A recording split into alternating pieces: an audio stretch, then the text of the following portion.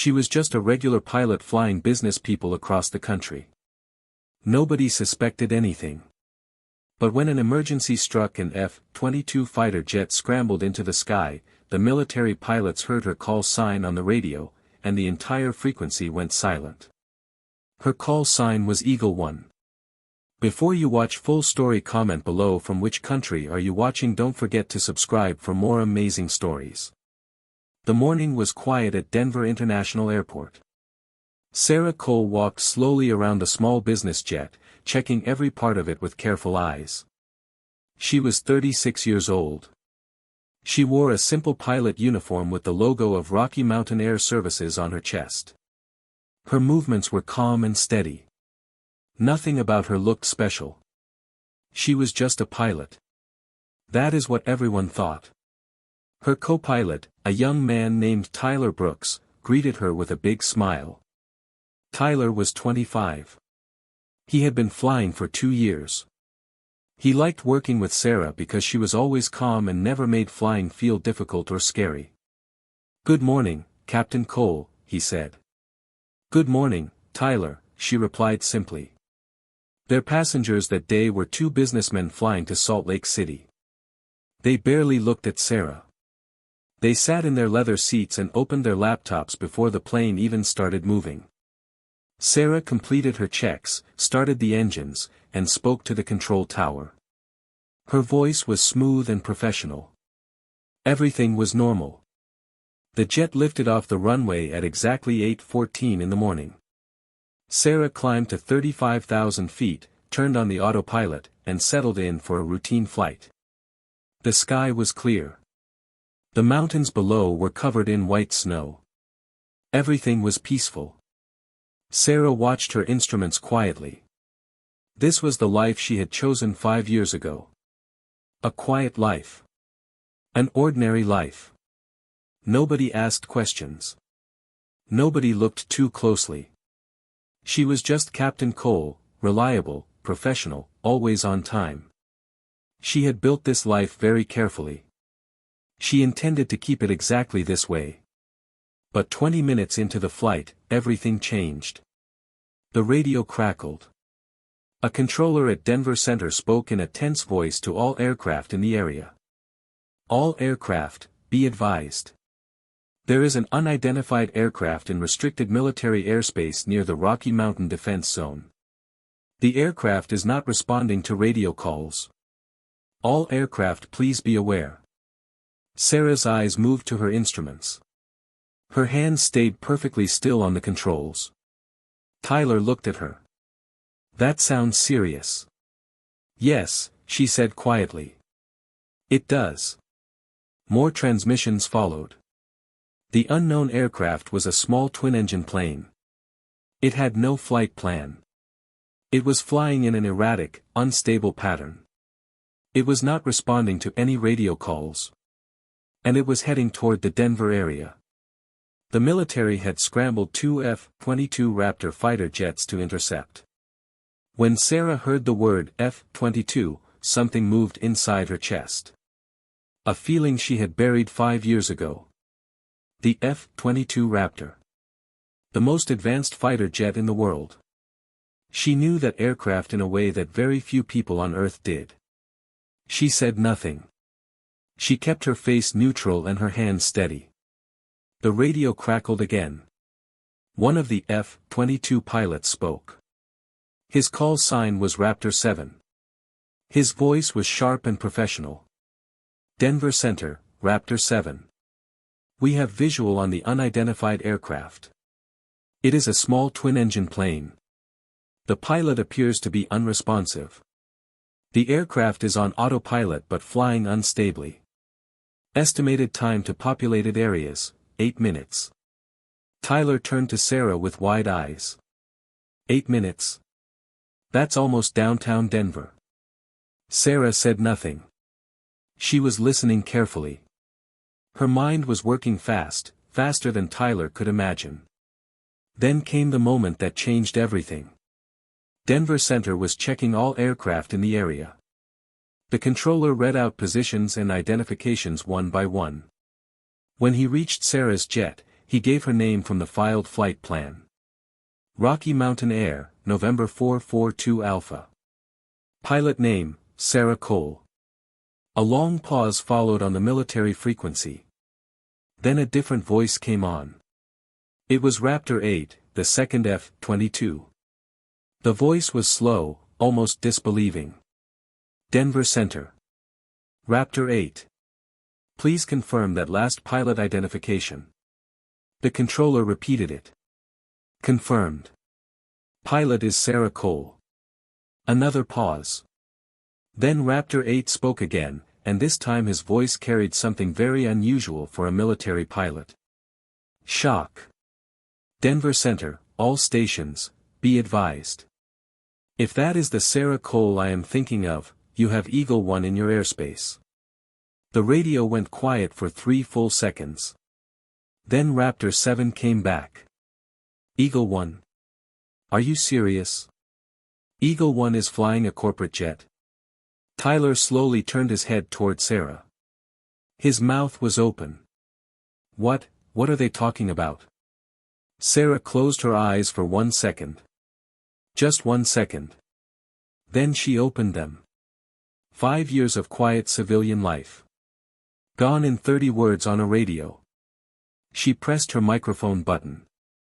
When she spoke, her voice was completely different. It was not the calm, pleasant voice of a corporate pilot.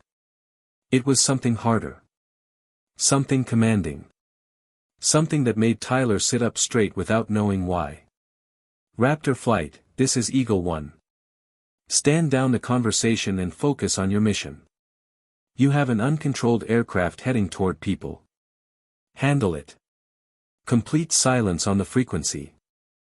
Then Raptor 7 responded. His voice was now fully focused. Eagle 1, copy that. Ma'am, we have a problem. The pilot of the target aircraft is unconscious. The plane is slowly losing altitude and turning toward the city. We have authorization for defensive action but command wants alternatives. Sarah's mind switched completely. The years of corporate flying fell away. What came back was something much older. Much sharper. Raptor 7, give me the target aircraft's exact speed, altitude, and heading. Give me your current positions relative to the target. Now. The information came back in seconds. Sarah processed it all at once. Speed. Altitude. Distance to the city. Wind direction. The F-22's thrust capability. The size and weight of the small plane. She had a plan in 45 seconds. Listen carefully, she said. Both of you. I am going to talk you through a maneuver. It has never been done in real conditions, but I have practiced it in simulation many times. You are going to use your jet's position and speed to create pressure waves, invisible walls of air, that will push the target aircraft off its current path and toward open land. You will not touch the aircraft. You will move the air around it. Raptor 7 responded carefully.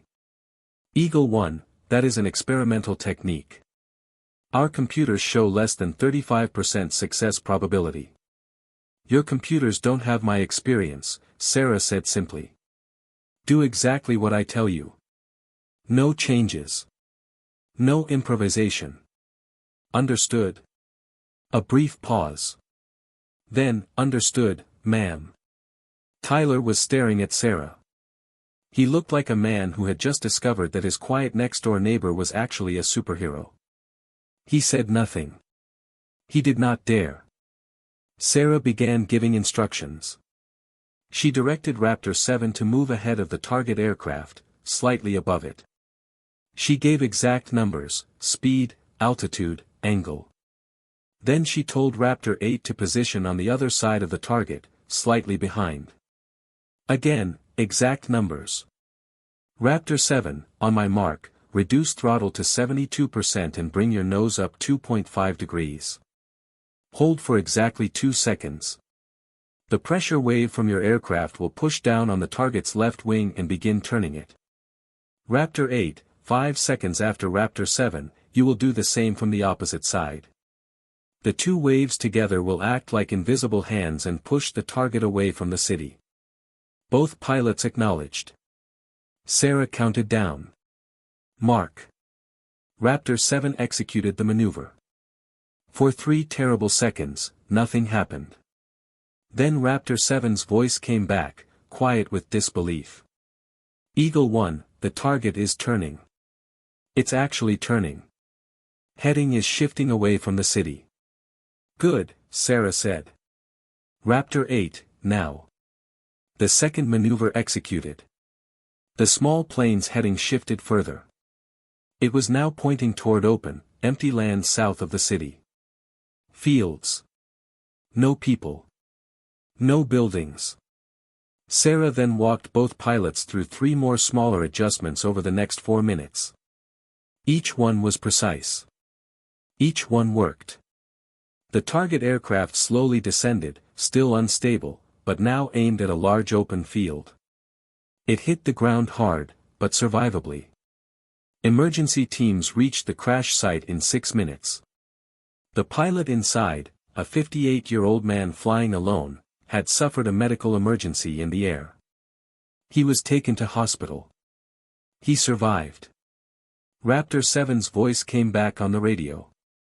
For a trained military pilot, his voice was remarkably emotional. Eagle 1. I have been flying F-22s for 6 years. I have never seen anything like what you just did. You flew that aircraft without being in it. Sarah was quiet for a moment. You did the hard part, she said. You trusted the math and executed perfectly. Good work, Raptor Flight. Denver Center's controller spoke next. His voice was careful, almost uncertain. Rocky Mountain Air, November 442 Alpha, can I ask, are you former military? Sarah looked out the window at the blue sky. Yes, she said. Former Air Force. Raptor 8 came back immediately. He could not help himself. He began explaining to the entire frequency what Eagle 1 meant. That Sarah Cole had been one of the first female F-22 pilots in the United States Air Force. That she had flown classified missions in locations that still could not be named. That she had developed tactics still used by F-22 pilots today. That she had been called the most naturally gifted fighter pilot her wing commander had ever seen. The frequency erupted. Commercial pilots expressed disbelief. Controllers went quiet. Military pilots up and down the system began talking. Tyler was still staring at Sarah. You flew F-22s, he finally said. It was not really a question. Yes. And you never told anyone. No. He shook his head slowly. Why? Why give that up to fly corporate jets? Sarah watched the mountains pass slowly below them. She thought for a moment before answering. Because Eagle 1 was consuming me, she said quietly. The missions. The pressure. The life. There was nothing left of Sarah Cole, just the call sign. I needed to find out if I still existed without it. Tyler said nothing. There was nothing to say. They landed in Salt Lake City without any more drama. Sarah's aircraft was smooth and precise on final approach. Her landing was perfect, the kind of landing that only makes sense now that you know who she really is. Her phone began filling with messages before she even turned off the engines. Former squadron members. Military affairs officers. Aviation journalists. She ignored all of them. When she landed back in Denver that evening, there was a military vehicle waiting beside the runway.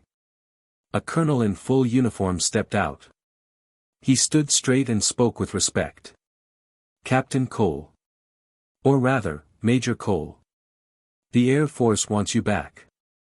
The F-22 community wants you back. We are offering you a position as lead instructor at the Fighter Weapons School. You would shape the next generation of pilots. Sarah looked at him calmly.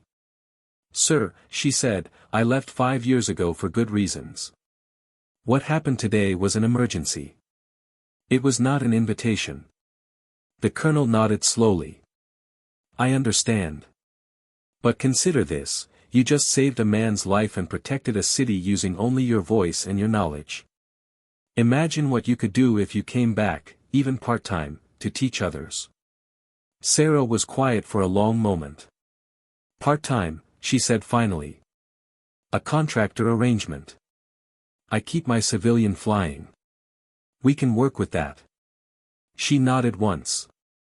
Then I will think about it. She did more than think about it. Over the following months, Sarah agreed to a quarterly instruction program at the fighter weapons school. She would come in for 2 weeks every 3 months. She would teach advanced tactics to small groups of elite F-22 pilots. Then she would return to her regular flying. It was not the life she had planned. But it was, she slowly realized, the life that fit her. The young pilots she taught were hungry. They absorbed everything she gave them. And Sarah found something she had not expected: she loved teaching. She loved passing on what she had learned in years of pushing herself and her aircraft to the limit. She was still Eagle One. But she was also Sarah Cole, the corporate pilot, the instructor, the woman who had chosen to disappear and then chosen to come back on her own terms. Both were real. Both were her. The day the F-22 pilots heard her call sign on the radio, she had thought her quiet life was ending. But time showed her something different. That moment had not broken her life apart. It had finally made it whole. In F-22 ready rooms across America, young pilots now hear the name Eagle One during their very first briefings. They study the maneuvers she created. They watch recordings of her instruction sessions. They talk about the day she guided 2 Raptors from a corporate jet and saved a man's life without touching the controls. And the most important part of her legend, the part they talk about the most, is not the classified missions or the aerial victories. It is the courage it took to walk away at the top. And the wisdom to know when to come back.